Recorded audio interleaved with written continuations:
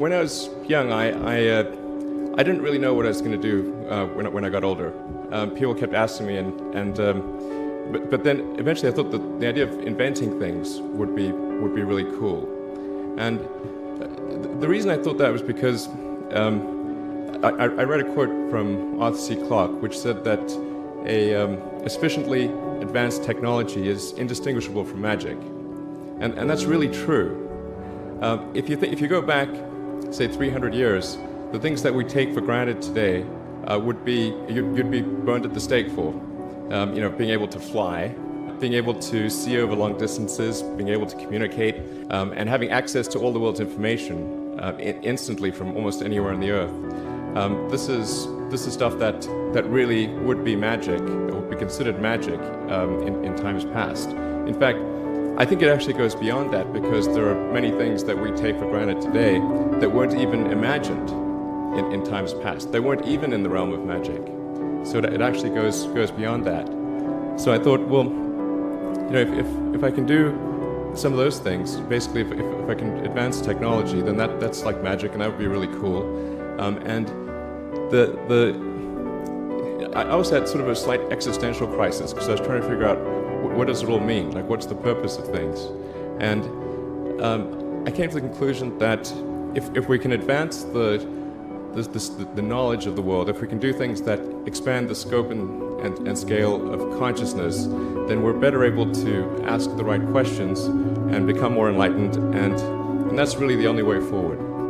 I think about what technology solution is necessary in order to achieve the particular goal, and then try to make as much progress in that direction as possible. I think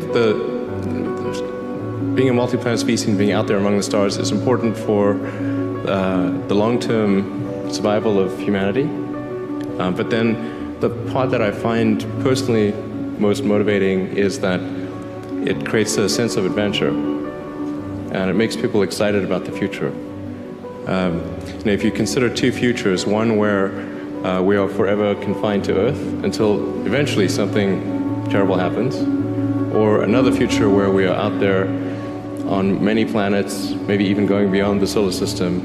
I think that second version is incredibly exciting and inspiring, and there need to be reasons to get up in the morning. Life can't just be about solving problems. Otherwise, what's the point? There's got to be things that people find inspiring and make life worth living. When my brother and I were starting our first company, instead of getting an apartment, we just rented a small office, and we slept on the couch.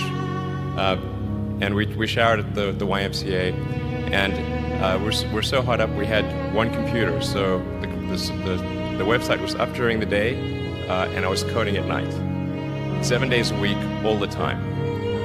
And I sort of briefly had a girlfriend in that period, and in order to be with me, she had to sleep in the office. So work hard, like every waking hour. That's the thing I would say, particularly if you're starting a company. A natural human tendency is wishful thinking. So a challenge for entrepreneurs is to say, well, what's the difference between really believing in your ideals and sticking to them versus pursuing some unrealistic dream that doesn't actually have merit? And that is a really difficult thing to tell. Can you tell the difference between those two things? Right. So you need to be sort of very rigorous in your self-analysis. I think certainly extremely tenacious, and then just work like hell. I mean, you just have to put in 80 to 100 hour weeks every week. All those things improve the odds of success. Or how do you think about making a decision when everyone tells you this is a crazy idea? Or where do you get the internal strength to do that? Well, first of all, I'd say I actually think I feel fear quite strongly. So it's not as though I just have the absence of fear. I feel it quite strongly. But there are just times when something is important enough, you believe in it enough, that you do it in spite of fear. People shouldn't think, well, I feel fear about this, and therefore I shouldn't do it. It's normal to feel fear. So you just feel it and let the importance of it drive you to do it anyway? If you just accept the probabilities, then That diminishes fear. Drive overrides fear. It's about believing in the future and thinking that the future will be better than the past. And I can't think of anything more exciting than going out there and being among the stars.